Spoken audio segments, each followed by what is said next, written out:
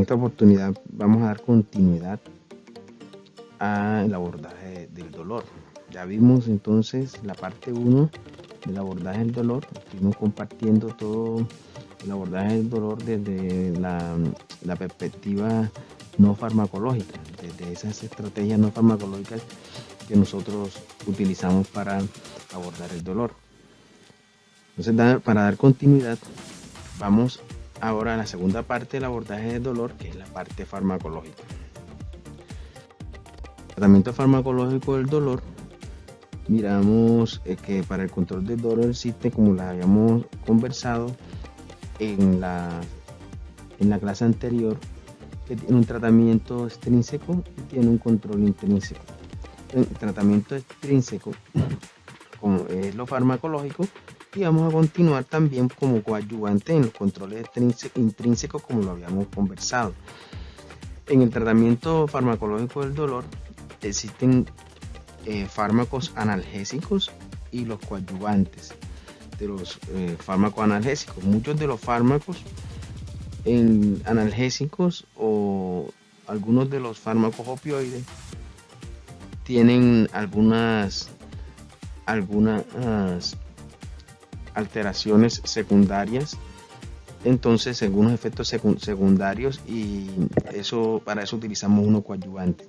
Pero entre los analgésicos nosotros tendríamos esos analgésicos de acción periférica, analgésicos de acción central y unos analgésicos para la parte nociceptiva.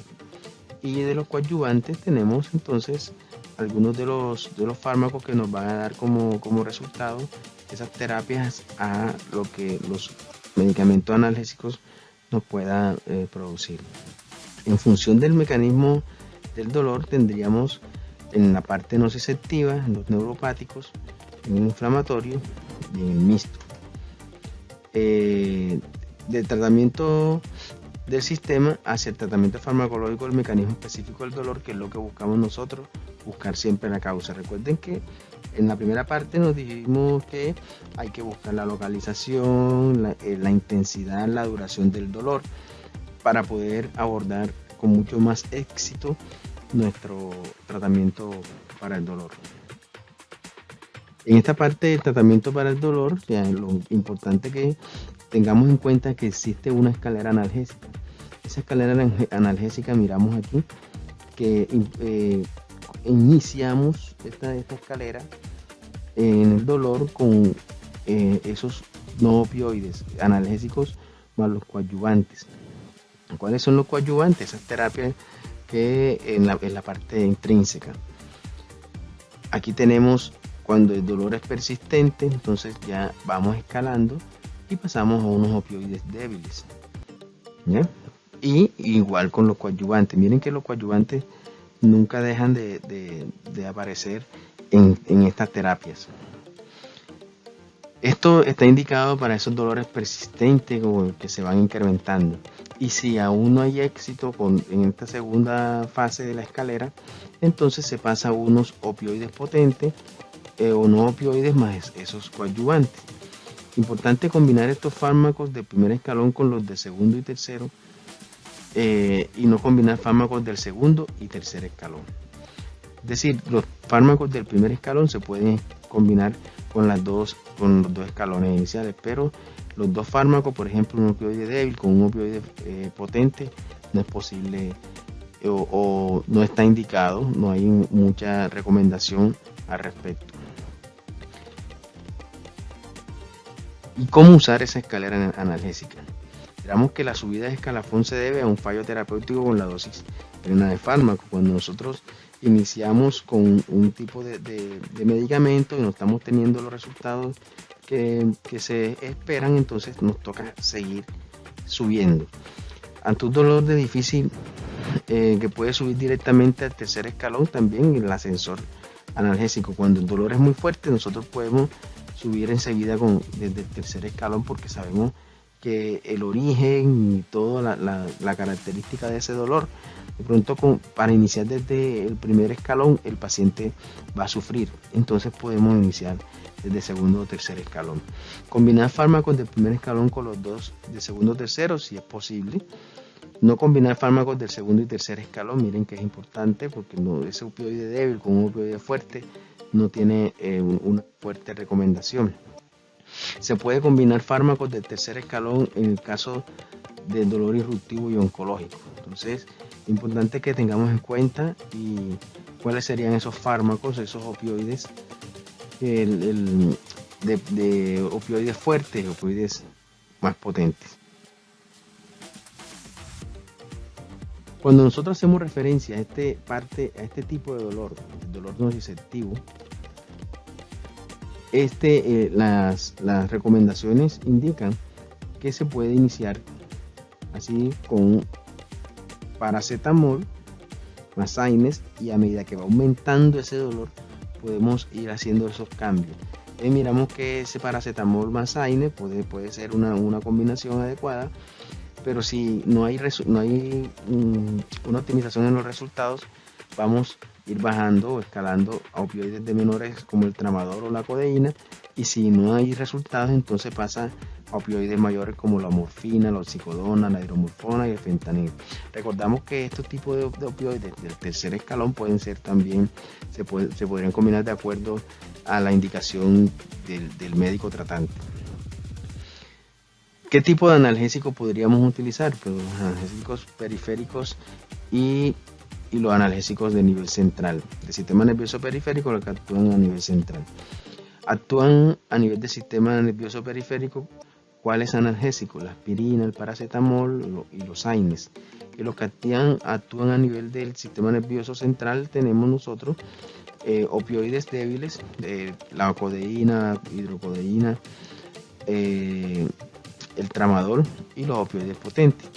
Aquí este tipo de medicamentos ya conocidos como opioides analgésicos que actúan a nivel periférico, tenemos el paracetamol, que es el fármaco a elegir por su perfil de eficacia y seguridad. Sabemos que en primera instancia ese paracetamol no se debe pasar los 2.5 a 3 gramos diarios, repartidos a 4 tomas por riesgo de hepatotoxicidad en un uso prolongado. Entonces es importante esto, que tengamos claro que el paracetamol no es posible sobrepasarlo de estas dosis máximas permitidas.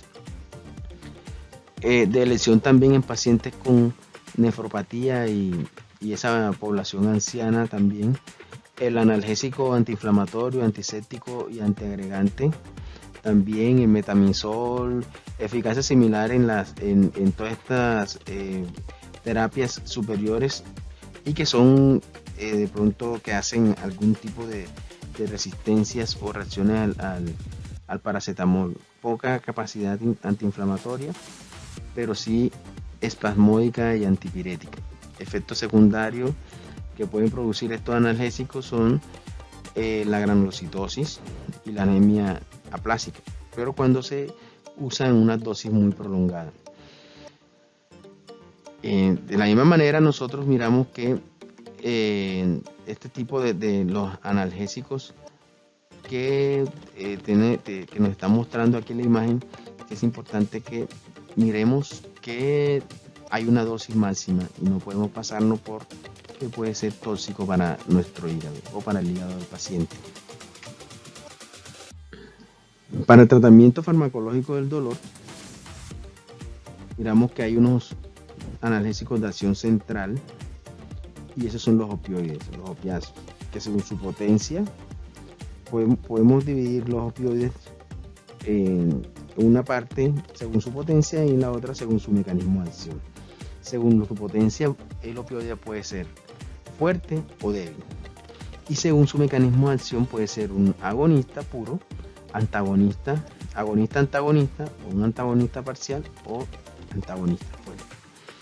Entonces, dentro los agonistas puros, el mecanismo de acción, ellos interaccionan exclusivamente con los receptores mu, y estos tienen la máxima actividad intrínseca en un mayor perfil analgésico.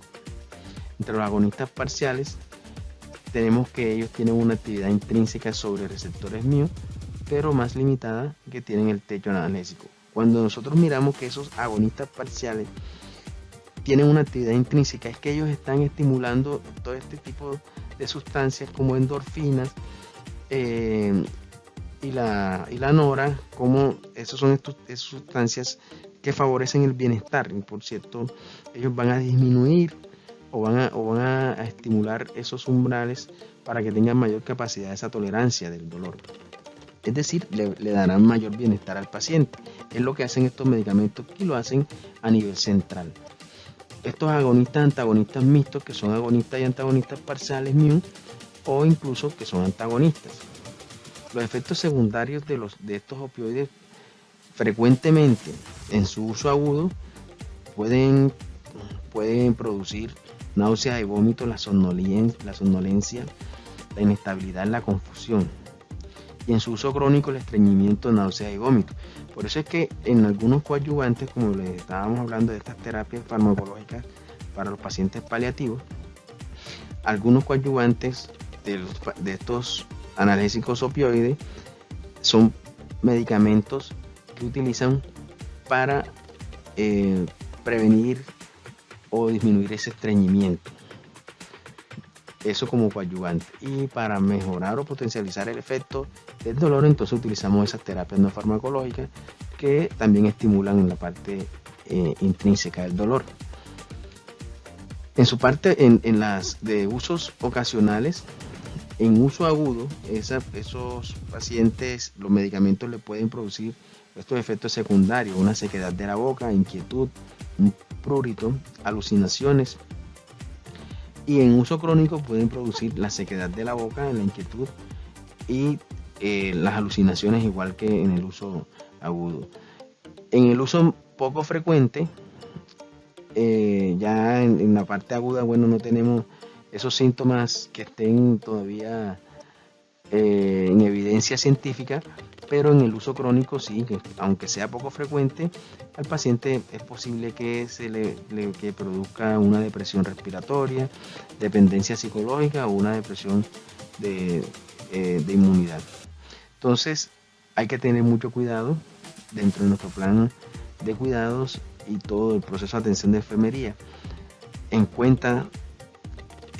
importante tener en cuenta todo este tipo de mecanismos de acción con estos medicamentos y cómo nosotros podemos abordar estas situaciones para poder disminuir eventos adversos o estos efectos indeseados en los pacientes. Para esto es importante, como el trabajo de cuidados paliativos no es solamente enfermería, hay que hacer un trabajo interdisciplinario y revisar con los médicos tratantes, los especialistas, de cuál sería el tratamiento del paciente, y revisar en nuestra programación por parte de enfermería para poder abordar de una forma más beneficiosa para el paciente y que podamos nosotros intervenir en este tipo de efectos indeseados que pueden causar el tratamiento farmacológico a nuestros pacientes que están en condición de paliatividad.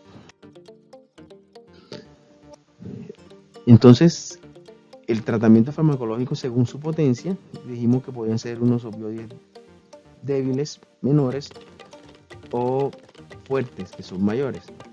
Dentro de los opioides débiles menores, estos efectos podrían tener moderado efecto analgésico. Son buenos antitusinógenos, no deprimen el centro respiratorio y tienen bastantes efectos secundarios, igual que los demás veníamos hablando, que tienen la somnolencia, tienen el estreñimiento, las náuseas, el mareo, la sedación, como lo causa el tramadol. Ustedes saben, hay estudios, ya hay una buena literatura científica con respecto a esos efectos del tramadol y cómo es que debemos hacer el uso con el tramadol. Dentro de los cuidados de enfermería para la administración del tramadol, siempre se recomienda que se realice muy bien diluido y que se pase en forma intravenosa, en forma IV muy lenta, porque como actúa a nivel central, entonces es posible que tengamos este tipo de efectos indeseados o los efectos colaterales.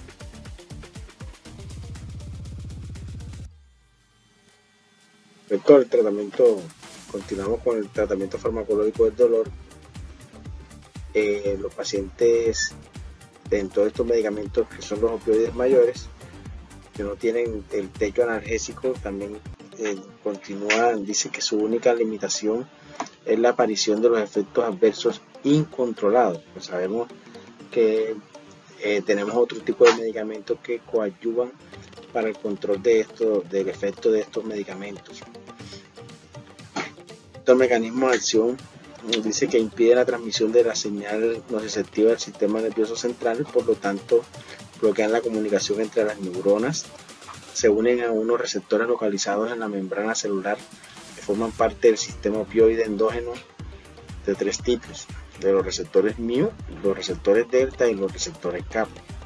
Todos los efectos en referencia a estos receptores. El efecto inhibidor se extiende a cualquier señal nerviosa y si existen receptores opioides en las membranas de dichas células, y de ahí que puedan inhibir las actividades peristálticas intestinal, la diuresis del reflejo de la tos, etc. Que también actúa a nivel cortical mejorando el estado anímico. Que la mayoría de estas moléculas se metabolizan en el hígado y cuando se administran por vía oral están sometidos al fenómeno del primer paso hepático. Este produce una variación importante en su biodisponibilidad con respecto a su farmacocinética y a los mecanismos de acción de estos fármacos. Igualmente en el torrente circulatorio, la capacidad de unión de las proteínas plasmáticas también varía. Miramos que la morfina atraviesa más la barrera hematocefálica, mientras que la codeína, la metadona y el fentanilo la traspasan muy bien. Entonces, para mirar ese efecto terapéutico que se quiere buscar con respecto a este tipo de fármaco, para poder elegir el fármaco que sea adecuado en caso de que nos toque hacer gestión en alguno de la administración de medicamentos, y el trabajo del equipo interdisciplinario.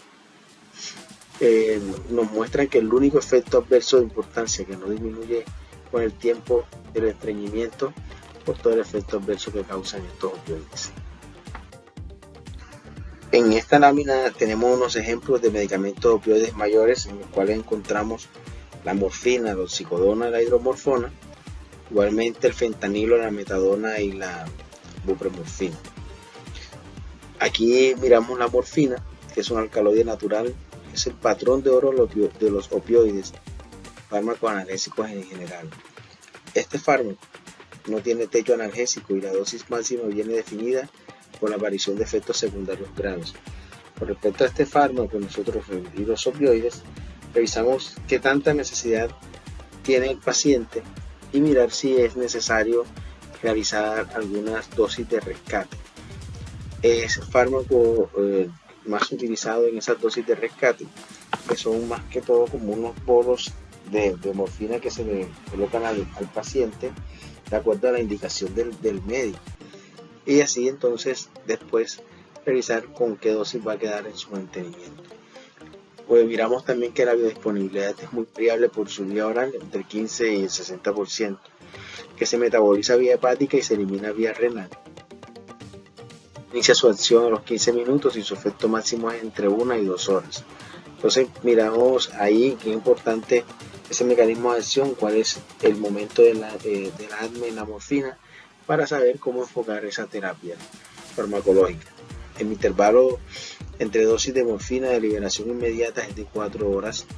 Entonces, para tener en cuenta también este intervalo de dosis, que para no dejar que nuestros pacientes sufran tanto con los dolores, y que la fórmula retardada alcanza un máximo de 3 a 4 horas y se mantiene de 8 a 12 horas. En referencia a la oxicodona, es un derivado sintético de la tebaína y el anólogo de doble potencia que la morfina, eficaz en el dolor neuropático, produce menos prurito y alucinaciones que la morfina, pero nos trae mayor estreñimiento. Tiene una presentación de liberación inmediata y también es retardada cada 12 horas. La hidromorfona es un derivado semisintético de la morfina, de 3 a 5 veces más potente que la morfina cuando se usa por vía oral. Duración de 4 horas y no recomendable en casos de insuficiencia hepática o renal. Miremos que aquí nos van dando datos para nosotros dentro de nuestros planes y la programación de los medicamentos en los pacientes oncológicos, lo vayamos teniendo en cuenta en el momento de programar. El fentanilo es un opioide sintético que es altamente liposoluble, es 100 veces más potente que la morfina y produce menos estreñimiento. Es un medicamento de acción rápida, una presentación en forma de caramelos es muy útil para los rescates, que también utilizamos el fentanilo, y su liposolubilidad permite su aplicación transdérmicas. A veces nos viene en presentación en parches de fentanilo. La biodisponibilidad plasmática por esta vía puede requerir horas.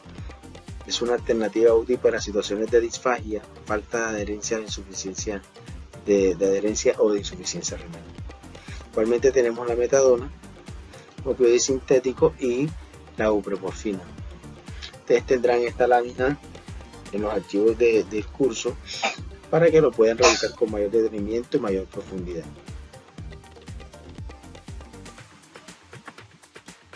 En el esquema del dolor neuropático, es uno de los dolores que más causa impacto en la calidad de vida del paciente y de sus familiares.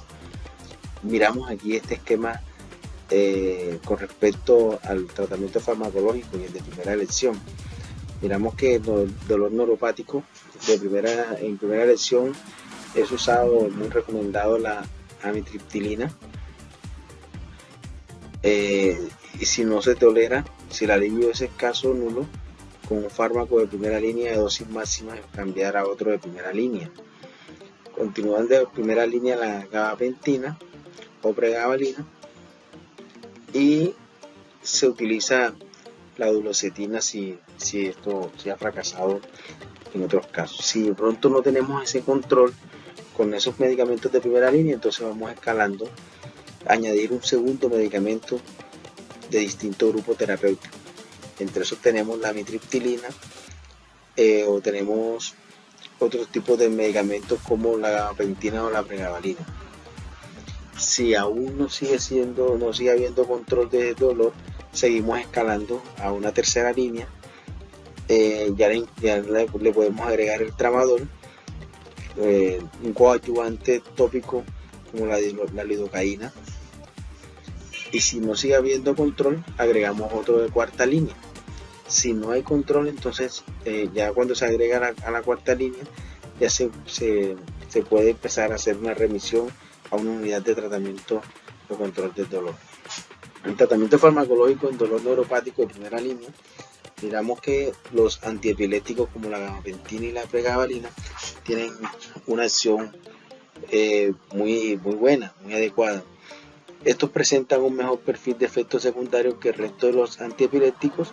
Son análogos estructurales de los receptores GABA, pero no comparten mecanismos de acción.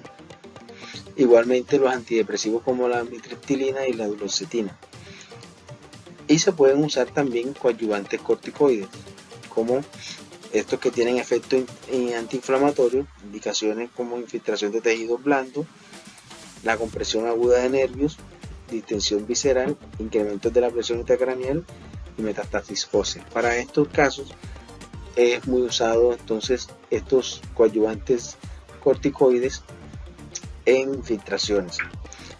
Los más usados son el deflazacort, la metilprednisolona y la dexametasona.